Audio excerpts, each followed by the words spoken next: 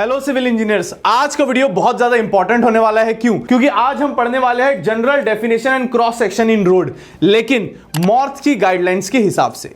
Last video में हमने देखा था कि मॉर्थ होता क्या है, ministry of road transport and highway. अगर आपने वो वीडियो अभी तक नहीं देखा है तो आप लोगों को ऊपर आई बटन आ रहा होगा, वहां से जाके आप वीडियो देख सकते हैं। आगे मैं आप लोगों को बता दूं कि आज के इस वीडियो में आप लोग हाईवे कंस्ट्रक्शन के बारे में पूरी डिटेल में हर एक सेक्शन की डेफिनेशन के बारे में समझने वाले हो। तो अगर आप एक सिविल इंजीनियर हो और आप अपना करियर हाईवे कंस्ट्रक्शन में बनाना चाहते हो, या फिर अगर आप लोगों को हाईवे कंस्ट्रक्शन से रिलेटेड कोई भी डिटेल्स चाहिए, तो ये वीडियो आपके लिए है। आज हम पढ़ने वाले हैं कि स्टीप टेरेन क्या होता है, mountainous terrain, rolling terrain, plain terrain, carriageway, shoulder, camber, clear zone, super elevation, single lane, carriageway और उसी के साथ साथ ग्रेडियंट और वर्टिकल क्लियरेंस। ये सारी डिटेल्स आज एक ही वीडियो में हम कंप्लीट करने वाले हैं। तो वीडियो बहुत ज्यादा इंपॉर्टेंट है। अगर आपने अभी तक पेन और पेपर नहीं निकाला है तो प्लीज निकाल लीजिए, क्योंकि बहुत ज्यादा इंफॉर्मेटिव होने वाला है ये वीडियो। सबसे पहले हम बात करेंगे स्टीप टेरेन की। सबसे पहले हम लोग ये समझते हैं कि टेरेन्स होते क्या है। टेरेन्स मतलब कि आप लोगों को तो पता है, हमारा ये जो अर्थ है, हमारी ये जो पृथ्वी है, इसकी जो नेचुरल सरफेस है, क्या वो पूरी प्लेन है? नहीं है।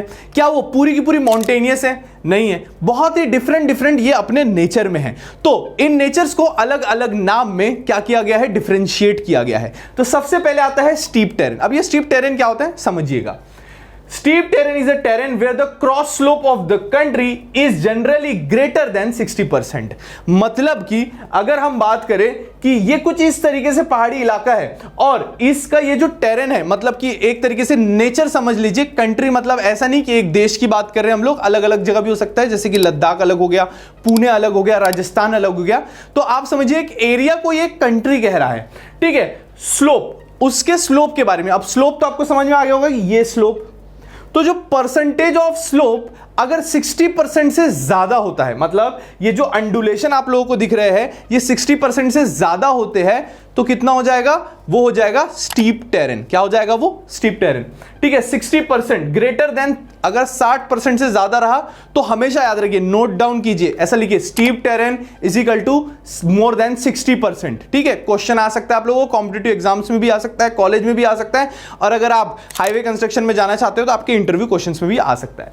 आगे चलते देखिए, यहां पर भी आप देख रहे होंगे, इस इमेज से भी आपको क्लियर हो जाएगा कि ये आपको देखने में लग रहा होगा कि आसाम की कोई पहाड़ी है ना। तो यहां पर आप स्लोप देखिए वहां का, ये 60% से ज्यादा है, प्लेन नहीं है बिल्कुल भी। हेलो इंजीनियर्स, मुझे खुशी है कि आप ट्रेनिंग कर अपनी स्किल्स बढ़ाना चाहते हैं। तो आपके पास है सिविल गुरुजी का साथ इंडिया के अलग अलग लोकेशंस पर।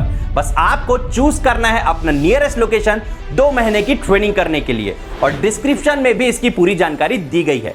आप 9111001234 पर भी कॉल करके हमारी टीम से बात कर सकते हैं, क्योंकि लिमिटेड सीट्स ही अवेलेबल हैं। आगे चलते हैं हम लोग और माउंटेनियस टेरेन के बारे में समझते हैं।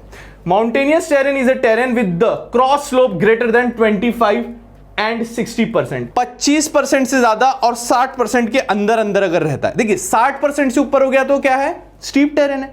लेकिन अगर 60 से और अंदर और 25 के ऊपर है तो क्या हो जाएगा? वो माउंटेनियस टेरेन। तो ये क्या हो जाएंगे? ये हो जाएंगे आपके माउंटेनियस टेरेन। और जब हमें हाईवे बनाना होता है माउंटेनियस टेरेन में, तो हमें बहुत सारी चीजें ध्यान में रखनी होती है कि कटिंग फिलिंग कितनी निकलेंगी, कंटूरिंग करनी होती है। उसके लिए हमें ये फाइंड आउट करके रखना पड़ता है कि हम लोग हाईवे, जो हमारा नेक्स्ट प्रोजेक्ट है, वो माउंटेनियस टेरेन में बना रहे हैं, स्टीप टेरेन में बना रहे हैं, या कहां बना रहे हैं। तो 2 क्लियर हो गए अभी तक आपको, स्टीप टेरेन और माउंटेनियस टेरेन। आगे चलते हैं हम लोग और देखते हैं रोलिंग टेरेन क्या होता है। रोलिंग टेरेन की जो डेफिनेशन है, rolling terrain is a terrain with the cross slope greater than 10% and up to 25%। 10% से लेके 25% तक अगर है तो वो हो जाएगा रोलिंग टेरेन। देखिए यहां पर आपको इमेज से ही क्लियर हो रहा है क्या कि ये जो इसके क्रॉस स्लोप है, ये आपको दिख रहे छोटे छोटे है, रोलिंग टेरेन दिख रहा है ना।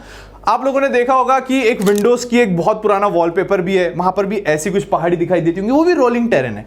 तो अगर 10 से 25 तक के क्रॉस स्लोप आता है किसी भी कंट्री का, फिर से रिपीट करूंगा, कंट्री मतलब एरिया में डिफाइन किया गया है उसे, तो वो हो जाएगा रोलिंग टेरेन। अब इसके बाद देखते हैं, इसके बाद आता है प्लेन टेरेन। प्लेन टेरेन में तो देखिए इमेज से ही देखिए, पूरा प्लेन है, दिख रहा है आप लोगों को? किसी भी तरह की पहाड़ी है नहीं है। Plain terrain is a terrain where the cross slope of the country is generally less than 10%। अगर भैया 10% से कम आ गया तो क्या हो जाएगा, प्लेन टेरेन।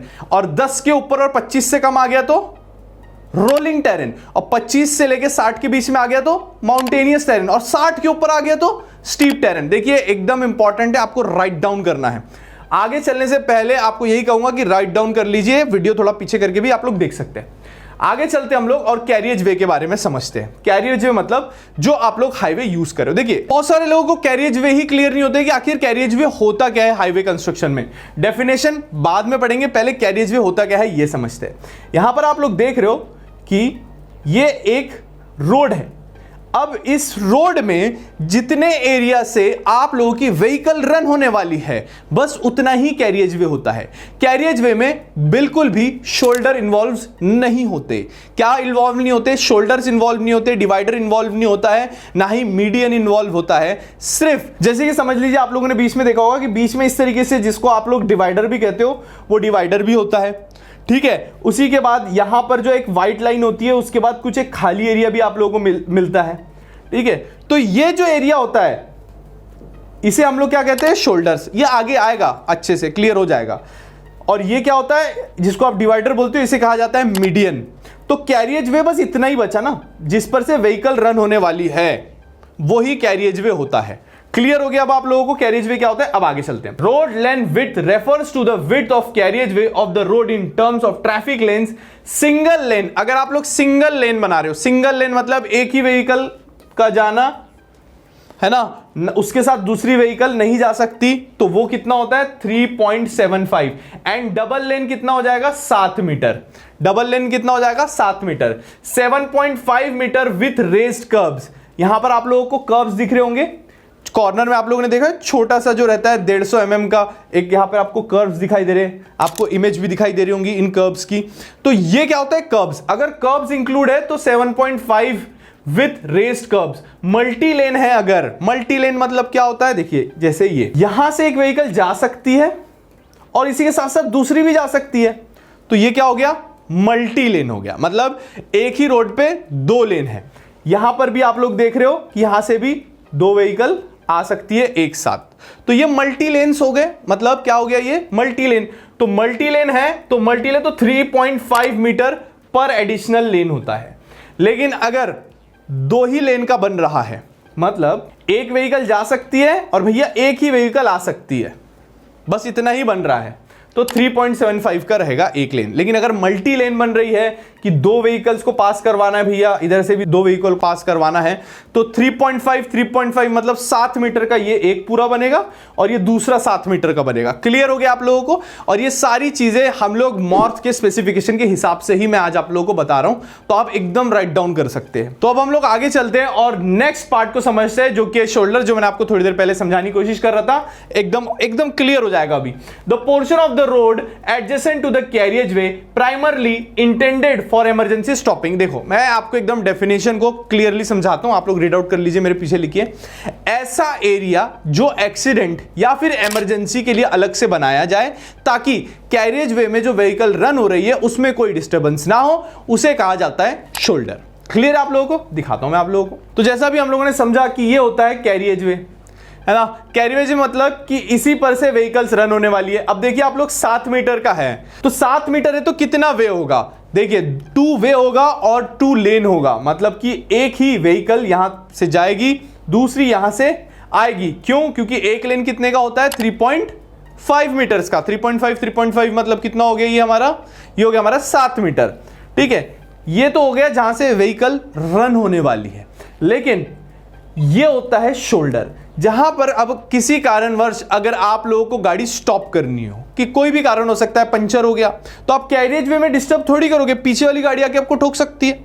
तो क्या किया जाता है, एक्स्ट्रा 2.5 मीटर आप लोगों को एक जगह दी जाती है कि भैया अगर कोई इमरजेंसी पर्पस है तो यहां आप लोग गाड़ी रोक लीजिए। किसी को उल्टी आ रही है ना, टायर पंचर हो गया, तो साइड में थोड़ा आप लोग गाड़ी रोक लीजिए और आप जो लेन है उसे आप लोग डिस्टर्ब ना कीजिए, उसे कहा जाता है शोल्डर। ये डेफिनेशन में लिखा गया है, ठीक है। अब शोल्डर भी 2 तरीके के होते हैं बॉस। पहला होता है पेव्ड शोल्डर और दूसरा होता है ग्रैनुलर। लिखा हुआ है यहां पर, लेकिन उसका जो टेक्निकल नेम कहा जाता है उसे कहा जाता है अर्थन शोल्डर या फिर हार्ड शोल्डर। मतलब पेव्ड शोल्डर मतलब कि जिस मटेरियल से आपका पेवमेंट बना है, अगर उसी मटेरियल से आपका शोल्डर बनाया जाता है तो उसे कहा जाता है आपका पेव्ड शोल्डर। और अगर उस मटेरियल के अलावा किसी और मटेरियल से बनाया जाता है, जैसे ये ग्रैनुलर से बनाया गया होगा तो ग्रैनुलर लिख दिया गया, अगर अर्थन सॉइल से बनाया जाता तो अर्थन शोल्डर लिख दिया जाता। तो ये इस तरीके से डिनोट किया जाता है। तो होप कर दो कि आप लोगों को यहां तक क्लियर हो गया होगा। अब हम देखेंगे इसके स्पेसिफिकेशंस मॉर्थ के थ्रू। ये दिया गया है width of shoulder in plain and rolling terrain. मैंने आप लोगों को समझाया था कि रोलिंग और प्लेन टेरेन क्या होता है। तो रोलिंग और प्लेन टेरेन में अगर आप लोगों को शोल्डर प्रोवाइड करने हैं open country with isolated built up area में, तो पेव्ड शोल्डर 1.5 मीटर का देंगे, अर्थन कितना देंगे 2 मीटर का, टोटल हो जाता है 3.5। अगर बिल्डअप एरिया है तो 2 मीटर का आप लोग को पेव्ड शोल्डर देना पड़ेगा, अर्थन आपको देने की जरूरत है ही नहीं, तो टोटल 2 मीटर हो गया। Approaches to grade separated structure है तो आपको 2 मीटर का ही पेव्ड देना है, अर्थन नहीं देना है, 2 मीटर का हो गया। अप्रोचेस टू ब्रिज है, अप्रोचेस टू ब्रिज है तो आप लोगों को सिर्फ ये 1.5 मीटर का देना है, अर्थन देना है आप लोगों को 2 मीटर का, और ये टोटल हो गया 3.5। तो ये एक स्पेसिफिकेशन है मॉर्थ का जो आप लोग कभी डिजाइनिंग करते हैं तो आपको तब काम आएगा। आगे चलते हैं हम लोग और समझते हैं कि कैम्बर क्या होता है। कैम्बर बहुत ज्यादा इंपॉर्टेंट है, आप लोगों को ध्यान देना है। कैम्बर आप लोगों ने देखा होगा कि जो पेवमेंट होते हैं हमारे वो आप लोगों को कुछ इस शेप के मिलेंगे हमेशा, ठीक है, इस शेप के ही मिलेंगे ज्यादातर हाईवे कंस्ट्रक्शन में। असल में कैम्बर होते हैं 3 तरह के। सबसे पहला होता है स्ट्रेट कैम्बर जो आप लोग देख रहे हो, एक होता है पैराबोलिक कैम्बर। पैराबोलिक कैम्बर कुछ इस तरीके से होता है, ठीक है, ऐसा पैराबोलिक शेप में होता है, लेकिन ये बनाना मुश्किल है ना, बनाना मुश्किल है। ये बहुत आसान है, इसलिए हम लोग ज्यादातर स्ट्रेट कैम्बर ही यूज करते हैं और आईआरसी में भी ज्यादातर स्ट्रेट कैम्बर के बारे में दिया गया। उसके बाद होता है, मैंने आपको पहले बताया स्ट्रेट कैम्बर, ये जो है दूसरा पैराबोलिक कैम्बर, और तीसरा होता है कंबाइंड कैम्बर, मतलब यहां तक स्ट्रेट होता है वो और फिर यहां से पैराबोलिक हो जाता है और फिर स्ट्रेट होता है। तो ये बनाना और ज्यादा मुश्किल है, तो इसलिए ये दोनों यूज नहीं करते, सिर्फ स्ट्रेट कैम्बर यूज करते हैं और आज हम स्ट्रेट कैम्बर के बारे में ही पढ़ेंगे। तो ये समझ लीजिए एक रोड है, इतना एलिवेटेड आपको नहीं दिखेगा लेकिन आपको समझाने के लिए इमेज लगाई गई है। यहां पर आप लोग क्राउन देख रहे हैं, तो क्राउन मतलब ये जो मिडिल पोर्शन होता है इसका, इसे क्राउन कहा जाता है, ठीक है। अब कैम्बर क्यों प्रोवाइड किया जाता है, सबसे इंपॉर्टेंट, भैया सीधा रोड बनाओ ना, ऐसा क्यों बना रहे हो ट्रायंगल शेप में। तो आप लोगों को पता है कि जो भी रोड डैमेज होता है तो उसका सबसे बड़ा मेन रीजन ये होता है कि बारिश का पानी, जैसे ही बारिश का पानी जो है हमारे रोड पर गिरता है और वो इस पर जमने लगता है तो वो क्या करता है, हमारे जो पेवमेंट है उसमें जो फ्री स्पेस है उसके अंदर चला जाता है और जो हमारा पेवमेंट है उसे डैमेज कर देता है, और वहां पर आप लोगों ने देखा होगा पॉटहोल्स जनरेट हो जाते हैं। तो पानी जो है हमारे पेवमेंट पे रुके ना, इसलिए हम लोग एक स्लोप बनाते हैं ताकि बारिश का पानी आए और यहां से सीधा फ्लश आउट हो जाए, इसलिए कैम्बर बनाना जरूरी है, और यही होता है हाईवे कंस्ट्रक्शन में कैम्बर। इसका स्पेसिफिकेशंस देख लीजिए आप लोग। Camber fall on the straight section shall be follows as, earth road है मतलब कि मिट्टी का रोड है तो आपको 3 से 4% देना है। ग्रेवल और WBM का रोड है मतलब कि वाटर बाउंड मैकेडम का रोड है जो कि ज्यादातर गांव के इलाकों में होता है, तो वहां पर आपको 2.5 से 3% देना है। थिन बिटुमिनस सरफेस है मतलब कि बिटुमिन कंक्रीट का या ओपन ग्रेडेड कंक्रीट का रोड है, तो आप लोगों को जो है वो प्रोवाइड करना है 2% से 2.5%, जो कि ज्यादातर लिया जाता है, आपको यही याद रखना है 2 से 2.5% ही दिया जाता है। अगर हाई टाइप बिटुमिनस सरफेस है मतलब कि पूरा उसके ऊपर सील कोट हो चुका है, एकदम फिनिश्ड है, वो बिटुमिन कंक्रीट के ऊपर बनाया गया है, तब आप लोगों को जो है 1.7 से 2% तक देना चाहिए। ज्यादातर आप लोगों को 2 से 2.5% का ही देखने मिलेगा। आगे चलते हैं हम लोग और समझते हैं कि क्लियर जोन क्या होता है। An area adjacent to the edge of carriageway typically free obstruction and hazards to provide safety and recovery space for vehicles। ये हमारा क्या है, कैरियजवे है। उसके बाद ये जो एरिया होता है, जो क्लियर जोन होता है, इसे एक्स्ट्रा हम लोग जानबूझ के छोड़ते हैं कि अगर कभी गाड़ी के ब्रेक फेल हो गए हैं या फिर किसी कारणवश जो है कोई एक्सीडेंट हो गया है, तो ये एक स्पेस होना चाहिए कि जो हमारा ड्राइवर है वो इस स्पेस पे आ जाए और अपनी गाड़ी को थोड़ा कंट्रोल कर पाए। आप लोगों ने देखा होगा कि ज्यादातर यहां पर सैंड भी रखी जाती है कि अगर किसी वजह से हम लोग गाड़ी को स्लो डाउन कर रहे हैं और स्लो डाउन करने के बाद वो रुक नहीं रही है, क्योंकि हाईवे पे नहीं रुकेगी, क्या है पूरी के पूरा स्मूथ स्पेस है, तो हम लोग इसी क्लियर जोन में जो है सैंड को बिछा देते हैं ताकि अगर कभी किसी वजह से ब्रेक फेल हो गए हैं तो हम लोग गाड़ी को जितना स्लो कर सकते हैं स्लो करें और उसके बाद साइड में लेकर जाए और वो उस सैंड की वजह से, उस रेत की वजह से गाड़ी वहां पर स्टॉप हो जाए। तो क्लियर जोन में ज्यादातर सैंड्स का यूज किया जाता है इसी पर्टिकुलर एरिया में, और वही होता है क्लियर जोन, और ये एक सेफ्टी देने के लिए प्रोवाइड किया जाता है। अब इसके बाद बात करेंगे हम लोग सुपर एलिवेशन की, जो कि आप लोगों ने कॉलेज में भी पढ़ा होगा और उसी के साथ साथ कॉम्पिटिटिव एग्जाम में भी ये क्वेश्चन जरूर आया होगा।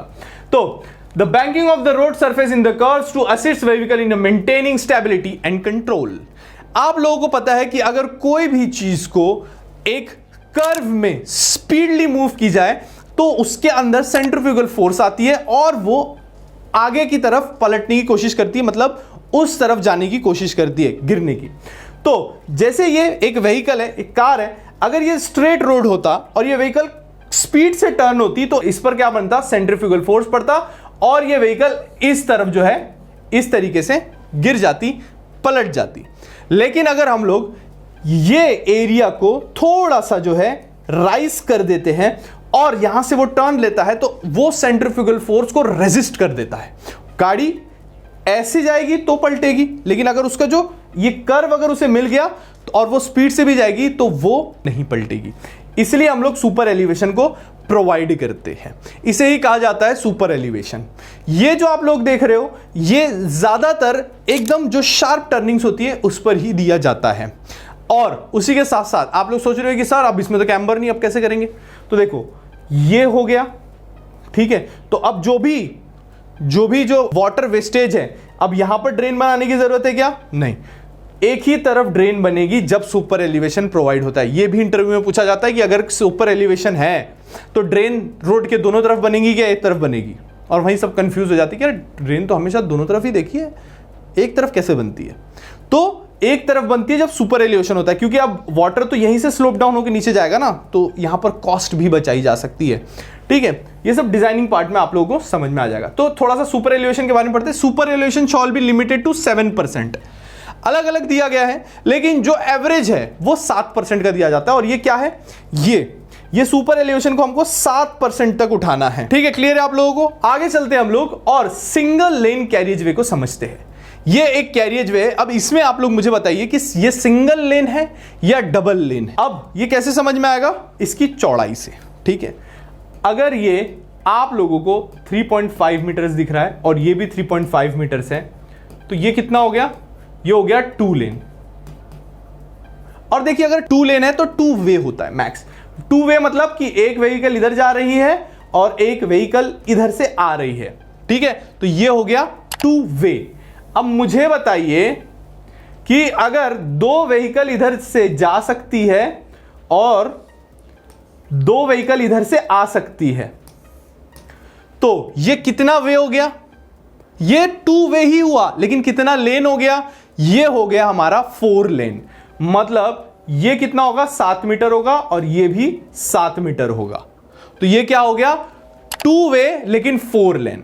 अगर समझ लीजिए इसमें 3 व्हीकल भी पास होने वाली रहती तो एक्स्ट्रा 3.5 मीटर ऐड हो जाता, 7 मीटर प्लस 3.5 मीटर मतलब कि 10.5 मीटर्स हो जाता। लेकिन फिर भी ये 2 वे ही होता, क्योंकि व्हीकल इधर ही जाएगी तीनों और 3 इधर ही आएगी, तो 2 वे और 6 लेन हो जाता। तो ये आप लोगों को क्लियर है? तो हम लोग आगे चलते हैं और समझते हैं ग्रेडियंट क्या होता है।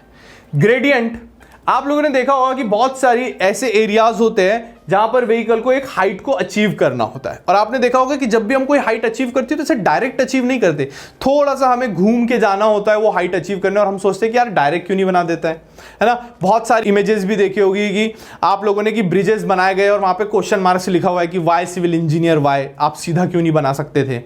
उसके पीछे कारण होता है, हम लोगों को ग्रेडियंट डिसाइड करना होता है कि उस पर्टिकुलर ग्रेडियंट के हिसाब से, उस पर्टिकुलर स्लोप के हिसाब से ये जो व्हीकल जा रही है ये सेफ्टी के साथ इस हाइट को अचीव कर ले। अगर मैं इसको ऐसे स्ट्रेट बना दूंगा तो क्या ये व्हीकल ऐसे ऊपर चले जाएगी स्पीड में? नहीं जा सकती ना। एक ग्रेडियंट डिसाइड करना होता है। अब ग्रेडियंट क्या होता है मैं आपको थोड़ा ड्रॉ करके बताना चाहूंगा कि जैसे समझ लीजिए ये एक हाइट है, अब इस हाइट को आपको अचीव करना है, तो आप ऐसे अचीव कर लोगे क्या? व्हीकल चढ़ जाएगी ऐसे में? नहीं। तो हम क्या करते हैं कि थोड़ा सा एरिया, थोड़ा सा डिस्टेंस बढ़ाते हैं ना कि ऐसे जाएगी भाई। तो ये अब देखो थोड़ा सा पॉसिबिलिटी लग रही है जाने की। तो ये जो होता है, ये जो डिस्टेंस के हिसाब से आप लोग स्लोप को मेंटेन करते हो, उसे ही ग्रेडियंट कहा जाता है। कंफ्यूज नहीं होता है कैम्बर और ग्रेडियंट में, कैम्बर क्रॉस स्लोप है और ग्रेडियंट लॉन्गिट्यूडनली जाता है। तो आप समझते हैं कि हमें जो है वो ग्रेडियंट कैसे प्रोवाइड करना चाहिए। यहां पर आप लोग एक टेबल देख रहे हो जिसमें नेचर ऑफ टेरेन दिया है, रूलिंग टेरेन ग्रेडियंट दिया है और लिमिट ग्रेडियंट भी दे दिया है। प्लेन या फिर रोलिंग टेरेन रहता है तो हम लोग 2.5% यूज करते हैं और लिमिटिंग ग्रेडियंट उसका जो है मैक्स जिसे हम कह सकते हैं वो 3.3% है और ज्यादातर आप लोगों को मैं कहूं तो 3% लिया जाता है। ज्यादातर आप लोगों ने देखा होगा कि जो फ्लाईओवर्स भी बनते हैं उसमें भी हम लोगों को अप्रोच करना होता है ना, रोड से हम लोगों को फ्लाईओवर की हाइट पे जाना होता है तो जो ग्रेडियंट होता है वो 3% होता है मैक्स टाइम पर। माउंटेनियस टेरेन है तो 5% या 6%, मतलब भैया एरिया ही माउंटेन वाला है, वहां हमको व्हीकल को चलाना ही स्लो है, हमें पता है कि इतनी ऊंचाई पर है, हम पहाड़ पर है, तो वहां पर ग्रेडियंट हम 5 से 6% तक देते हैं। और स्टीप टेरेन है तो भैया पता है आप लोगों को स्टीप टेरेन में कितना परसेंट होता है, मोर देन 60% होता है ना, तो 60% ऊपर जाना है तो 6% से लेके 7% का ग्रेडियंट तो प्रोवाइड करना ही पड़ेगा क्योंकि इतने ऊपर चढ़ना है गाड़ी को। तो ये सारे जो है ग्रेडियंट के परसेंटेज होते हैं, ये आपको नोट डाउन करना है। ये IRC इंडियन रोड कांग्रेस और मॉथ्स के स्पेसिफिकेशन से ही मैंने लिए हैं, तो आप लोगों को जो है इसके ऊपर किसी भी तरह का शक और शुबा नहीं होना चाहिए। आगे चलते हैं हम लोग और वर्टिकल क्लियरेंस देखते हैं कि हाईवे कंस्ट्रक्शन में आखिर वर्टिकल क्लियरेंस क्या होता है। वर्टिकल क्लियरेंस मैं आपको समझाने की कोशिश करूंगा, डेफिनेशन आप लोग पढ़ लीजिएगा। वर्टिकल क्लियरेंस मतलब कि अगर हम लोग कोई भी ब्रिज बनाते हैं तो ये जो वर्टिकल क्लियरेंस है ये कितना होना चाहिए। अब ये वर्टिकल क्लियरेंस क्यों मायने रखता है, क्योंकि अलग अलग हाइट के व्हीकल्स है, तो कौन से हाइट का व्हीकल्स यहां से पास होने वाला है उस हिसाब से हमें डिसाइड करना होता है। अगर ये किसी ऐसा अंडर ब्रिज बनाया जा रहा है जिसके नीचे से हेवी व्हीकल्स भी जाने वाले हैं तो उसका जो मैक्सिमम होता है वो होता है 5.5 मीटर्स। इतना आपको प्रोवाइड करना ही है। जो नेशनल हाईवे के नीचे है वो तो 5.5 मीटर्स के होते ही है, ठीक है। तो ये आप लोगों को क्लियर है। A height above the highest point of the traveling way, the carriageway and the part of the shoulders meant for the vehicular use to the lowest point of the overhead structure or rock surface. Minimum vertical clearance of 5.5 metres, मतलब कि आपको जो minimum देना ही देना है वो 5.5 metres का देना ही है। ये वर्टिकल क्लियरेंस की बात हो रही है। तो मैं होप करता हूं कि आप लोगों को ये वीडियो में सारी चीजें क्लियर हुई होंगी। अगर कोई पॉइंट आप लोगों को समझ में नहीं आया हो या फिर आप किसी और टॉपिक पर वीडियो चाहते हो तो मुझे कमेंट सेक्शन में कमेंट करके जरूर बताना, मैं आपके लिए वीडियो जरूर बनाऊंगा। और जाते जाते मैं आप सभी के साथ कहना चाहता हूं पूरे जोश और पूरे जुनून के साथ कि करना है खास तो चलो हमारे साथ सिविल की बात गुरु जी के साथ।